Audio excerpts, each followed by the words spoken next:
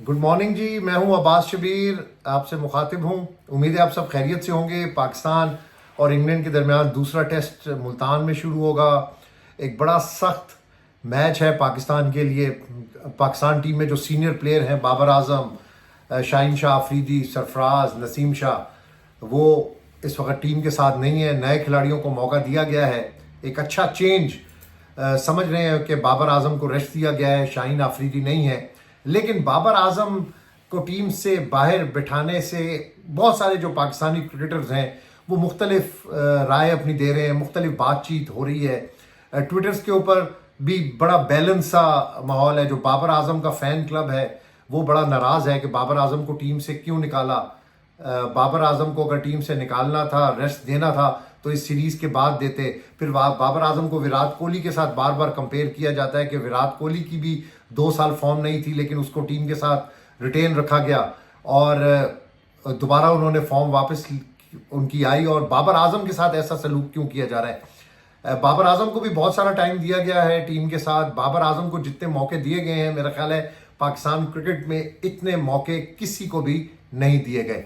तो ये टॉपिक है आज बाबर आजम। इसके बाद फ़खर जमान, जो लेफ्ट हैंड बैट्समैन है पाकिस्तान के, किसी तारुफ के मोहताज नहीं है। उन्होंने एक ट्वीट किया है। उन्होंने बेसिकली बाबर आजम को बैक किया है।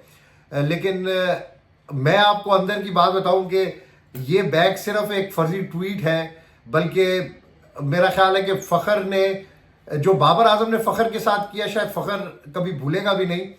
उसके ऊपर मैं बात करूंगा कि कोलकाता में फ़खर जमान से एक मीटिंग में क्या बातचीत हुई थी हमारी, और उस वक्त फ़खर जमान के क्या ख्यालात थे जब फ़खर जमान को 2023 वर्ल्ड कप में स्क्वाड के साथ रखा गया था लेकिन खिलाया नहीं जा रहा था, और उसका जिम्मेदार कौन था। ये फ़खर जमान ने ऑफ द रिकॉर्ड हमें चंद लोगों को कोलकाता में एक डिनर के ऊपर ये बात बताई थी। उसके बाद उन्होंने बड़ा क्लियर ये बात बताई थी। उस वक्त ये खबरों के अंदर भी बात चली थी, लेकिन इसको उस वक्त चूंकि वर्ल्ड कप था, 2023 चल रहा था, तो दबा दिया गया था। और फ़खर जमान इतना कोई लॉबिस्ट भी नहीं है, यानी फ़खर जमान की कोई इतनी लॉबी नहीं है कि फ़खर जमान लॉबी के ज़रिए आगे आए। फ़खर जमान जब भी टीम के साथ रहा, अपने टैलेंट की वजह से रहा, और जब भी वो टीम में शामिल हुआ, जब भी उसको मौका मिला, उसने हमेशा टीम का और पाकिस्तान का नाम फ़खर से बुलंद किया। अच्छा जी, जो साबिक टेस्ट क्रिकेटर्स हैं उनकी मुख्तलिफ राय है कि बाबर आजम को अभी नहीं निकालना चाहिए था। कुछ क्रिकेटर्स कहते हैं कि बाबर आजम को निकाल देना यानी रेस्ट देना ही बहुत बेहतर था।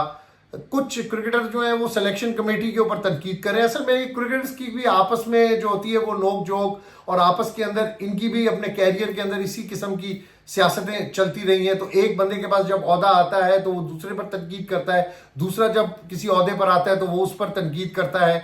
अगर आकिब जावेद ने बाबर आजम का डिसीजन लिया है और पाकिस्तान क्रिकेट बोर्ड के चेयरमैन मोहसिन नकवी की अप्रूवल से ये डिसीजन हुआ है और क्रिकेट की बेहतरी के लिए डिसीजन हुआ है, बाबर आजम को सियासत से दूर रखने के लिए डिसीजन लिया गया है कि दोबारा से वो फॉर्म के अंदर वापस आए, अपना एटीट्यूड ठीक करे, तो मैं समझता हूं कि ये बड़ा अच्छा डिसीजन है। अगर तो ये जाती अनात के ऊपर डिसीजन लिया गया है तो ये डिसीजन मैं समझता हूं कि ये अच्छा डिसीजन नहीं होगा, क्योंकि जो बाकी क्रिकेटर्स कह रहे हैं कि 2 दिन यानी 2 मैचेस जो हैं वो बाबर आजम को और खिला देने चाहिए थे, उसके बाद बाबर आजम को रेस्ट देना चाहिए था। लेकिन जो बाबर आजम की बैड परफॉर्मेंस की कॉन्टिन्यूटी है वो एक बहुत बड़ी चार्जशीट है बाबर आजम के खिलाफ, कि बाबर आजम किसी सूरत भी टीम के अंदर सेलेक्ट नहीं हो सकते, क्योंकि ऐसी परफॉर्मेंस के साथ किसी भी खिलाड़ी को टीम के अंदर रखना, ये जो बाकी क्रिकेटर्स जो बेंच के ऊपर बैठे होते हैं यानी और जो बाहर वेटिंग के अंदर बैठे होते हैं उनके साथ बड़ी ज्यादती है। कामरान गुलाम को टीम में शामिल किया गया है बाबर आजम की जगह, और ये एक्सपेक्ट किया जा रहा है कि वो बाबर आजम को बड़ा अच्छा रिप्लेस करेंगे और स्कोर्स भी वो रन्स भी वो करेंगे। लेकिन बाबर आजम के लिए खतरे की बड़ी घंटी है। शोएब अख्तर को मैं आज कोट करूंगा कि शोएब अख्तर ने बड़ा क्लियर कहा है कि बाबर आजम ये किंग के चक्करों से अब तुम निकल जाओ, अब तुम सोचो, अपना फ्यूचर सोचो और देखो कि तुम किस लाइन के ऊपर तुम्हारे जो तुम्हें गाइड करने वाले हैं, क्या वो सही गाइड करने वाले हैं, कोई चाचा मामा ये गाइड करने वाले तो नहीं है। कोई अच्छा गाइड करने वाला जो है वो सिलेक्ट करो और ये किंग के चक्कर से निकलो। और वाकई देखिए बाबर आजम का प्रॉब्लम क्या है कि बाबर आजम बड़ा एक अच्छा प्लेयर है, बाबर आजम इंडिविजुअल बड़ी अच्छी परफॉर्मेंस देता था, लेकिन बाबर आजम में तकब्बुर था, बाबर आजम में सियासत का बहुत ज्यादा आंसर था, लाइकिंग डिसलाइकिंग बहुत थी। बाबर आजम कुछ खिलाड़ियों को बहुत सुपीरियर समझता था, उनके लिए वो टीम की सिलेक्शन कमेटी के ऊपर भी जोर डालता था, कोचिस के ऊपर भी बोझ डालता था, यानी जोर डालता था, प्रेशर डालता था। और चेयरमैन जो होते थे उस वक्त के, उनके ऊपर भी बाबर आजम का बड़ा प्रेशर होता था कि इस टीम में इस खिलाड़ी को शामिल करो, इसको शामिल करो, इसको नहीं करो, इसको शामिल करना चाहिए, फिटनेस हो या ना हो। लेकिन बाबर आजम स्टैंड लेता था अपने दोस्तों के लिए और कहता था कि इनको हर सूरत टीम में शामिल करवाना है। और ये बड़ी मजे की बात, बाबर आजम ने जो क्रिकेट खेली है वो बड़ी बादशाहों वाली क्रिकेट खेली है, यानी पूरे इख्तियारात के साथ उसने क्रिकेट खेली है। उसने जब चाहा है टीम से जिसको निकलवाना है उसने निकलवाया है, जब उसने चाहा है टीम में जिसको डालना है डालना है, चाहे वो प्लेयर फिट है या नहीं है, और जिसको निकलवाना है चाहे वो सुपर फिट है। लेकिन बाबर आजम से अगर उसकी नहीं बनती, बाबर आजम नहीं चाहता उसको टीम के अंदर शामिल करना, तो वो किसी सूरत भी टीम के अंदर शामिल नहीं हो सकता। तो बाबर आजम के लिए शोएब अख्तर की तरफ से बहुत सारे मशवरे हैं, मुफीद मशवरे हैं। शोएब अख्तर एक लेजेंड है पाकिस्तान के, 2 ओवरों के अंदर उन्होंने न्यूजीलैंड को भी आउट किया है, 100 माइल्स, और एक सुपरस्टार, अपने दौर का एक सुपरस्टार, मैच विनिंग प्लेयर, एक की प्लेयर पाकिस्तान का, कि एक बैकबोन होती है, वो था शोएब अख्तर। और उसने पाकिस्तान की जीत के अंदर बहुत अहम किरदार अदा किया है, बड़े बड़े मैचेस उसने पाकिस्तान को जितवाए हैं और पाकिस्तान का नाम उसने रोशन किया है। तो बाबर आजम के लिए जो मशवरे हैं शोएब अख्तर के, वो जरूर उसको देखना चाहिए, सुनना चाहिए, और उसके ऊपर जो उसको समझता है कि वो अच्छे मशवरे हैं उसके ऊपर अमल करना चाहिए। देखिए, बाबर आजम ने गलतियां तो बहुत की हुई हैं, बहुत ज्यादा गलतियां की हुई हैं। ऑफ द फील्ड उसने बहुत सारी गलतियां की हैं, ऑन द फील्ड प्रेशर नहीं ले सका। बहुत सारे ऐसे मैचेस जो हम जीते हुए मैचेस थे, तो 2023 वर्ल्ड कप आप देख लें, आपके सामने एक वाजे मिसाल होगी जिसमें बाबर आजम की नाकाम कप्तानी, बाबर आजम का जो प्रेशर ले लेना, जिसकी वजह से पूरी टीम प्रेशर के में आ जाती थी, उसकी वजह से हमें 2023 वर्ल्ड कप में नाकामी हुई। 2024 वर्ल्ड कप देख लें, उसमें भी बाबर आजम ही जिम्मेदार हैं। वो बुरी तरीके से फ्लॉप हुए और पूरी टीम फ्लॉप हो गई, और 2024 वर्ल्ड कप में भी हमें बुरी तरीके से नाकामी का सामना करना पड़ा। बांग्लादेश सीरीज में आप देख लें, होम सीरीज थी, इससे पहले बाबर आजम के आप स्टैट देख लें टेस्ट मैचेस के भी, अगर आप विराट कोहली के साथ उसको कंपेयर करते हैं तो ये बड़ा गलत कंपेयर करते हैं। विराट कोहली जिस पीरियड में नहीं भी खेल रहा था, लेकिन उस पीरियड में भी वो रन्स बना रहा था। बाबर आजम बिल्कुल फ्लॉप हो गया। और देखें, विराट कोहली का मसला और था, विराट कोहली की फिटनेस का प्रॉब्लम था, विराट कोहली का मेंटल प्रॉब्लम नहीं था, विराट कोहली का एटीट्यूड प्रॉब्लम नहीं था, विराट कोहली का दोस्ती यारी वाला कल्चर उसने अडॉप्ट नहीं किया हुआ था टीम के अंदर, वो सबके साथ मिलता जुलता था, एक बड़ा प्लेयर था। लेकिन बाबर आजम को जब किंग किंग किंग कहना शुरू कर दिया लोगों ने, तो बाबर आजम का एटीट्यूड बाबर आजम में आ गया। बाबर आजम ने मिलना छोड़ दिया, बातचीत सारों के साथ छोड़ दी। तो ड्रेसिंग रूम के अंदर भी बाबर आजम के लिए बड़ा मुश्किल होगा। अब वो वनडे में आएगा, अगर बाबर आजम वनडे के अंदर रन ना कर सका और वो फ्लॉप हो गया तो फिर क्या होगा। तो बाबर आजम के लिए ड्रेसिंग रूम में भी बड़ी मुश्किलात हैं। ड्रेसिंग रूम के अंदर कोई प्लेयर, बड़ी रेजिस्टेंस है बाबर आजम के खिलाफ। बाबर आजम के खिलाफ बहुत सारे प्लेयर्स जो हैं, वो मैंने आपको बहुत सारी वीडियोस में कहा था, ये बात होती थी सर्जरी सर्जरी सर्जरी, तो मैं कहता था कि मोहसिन नकवी जो है वो सबसे बातचीत कर रहे हैं, इंडिविजुअल अंदर से निकाल रहे हैं कि क्या है क्या नहीं है। उसके बाद ये फैसला किया गया है कि बाबर आजम को रेस्ट दिया जाए। तो ड्रेसिंग रूम में भी बाबर आजम के लिए बड़ी परेशानी, और वैसे ये बड़ी एक मिसाल है कि आप जैसा करेंगे वैसा भरेंगे, जो बोगे वो ही काटोगे। बाबर आजम ने क्रिकेटर्स के साथ बड़ी ज्यादती की, लाइकिंग डिसलाइकिंग्स की, जिसकी वजह से बाबर आजम के खिलाफ ड्रेसिंग रूम के अंदर भी बहुत ज्यादा रेजिस्टेंस है। अगर बाबर आजम आगे वनडे के अंदर भी फ्लॉप हो जाता है तो बाबर आजम के लिए बड़ा मुश्किल है अपने आप को रिकवर करना।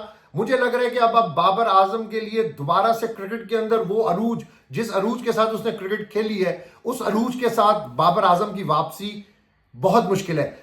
और आगे जो बाबर आजम ने वनडे खेलने हैं, बाबर आजम को अपनी मनमानी के बगैर क्रिकेट खेलनी पड़ेगी, अब अपनी झुक के क्रिकेट खेलनी पड़ेगी।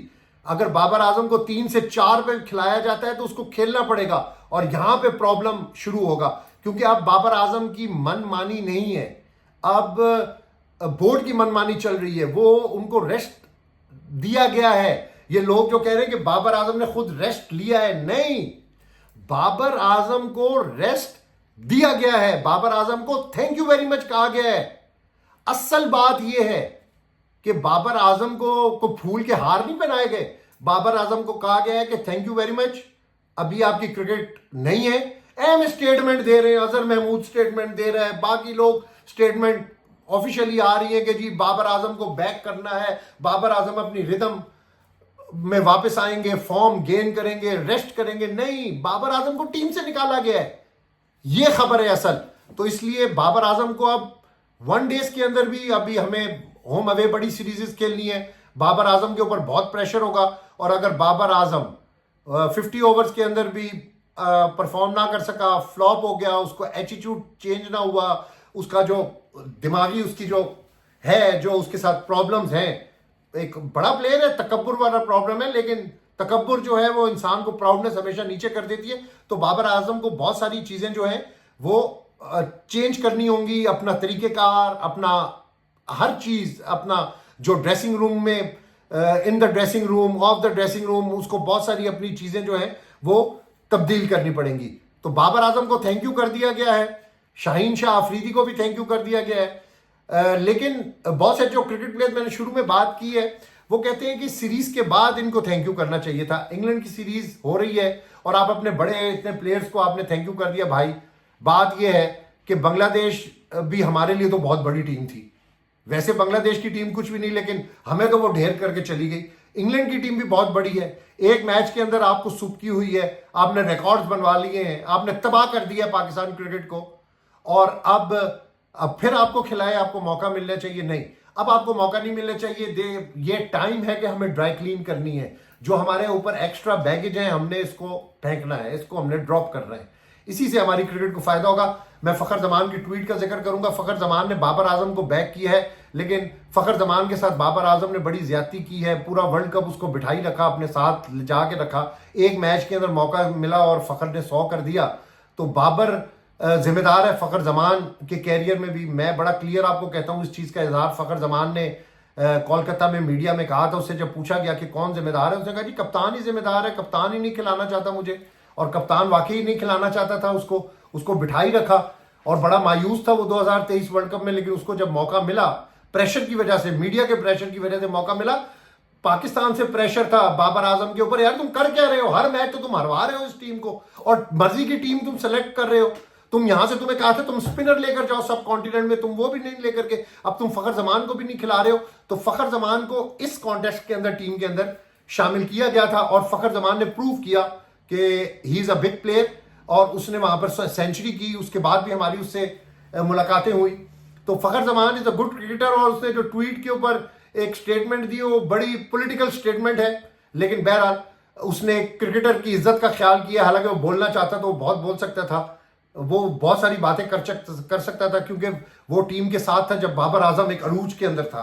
और बाबर आजम ने जो ज्यादती फखर जमान और दीगर प्लेयर्स के साथ की है, वो मुस्तकबिल में चीजें सामने आ जाएंगी। लेकिन ये बड़ा क्रिकेटर है, बड़ा इंसान है, जिसने बाबर आजम को इस वक्त, जब पूरी दुनिया बाबर आजम पर तनकीद कर रही है, तो उसने बाबर आजम को बैक किया है। आखिरी टेस्ट है जी, अपना दूसरा टेस्ट है जी मुल्तान में, पाकिस्तान और इंग्लैंड का।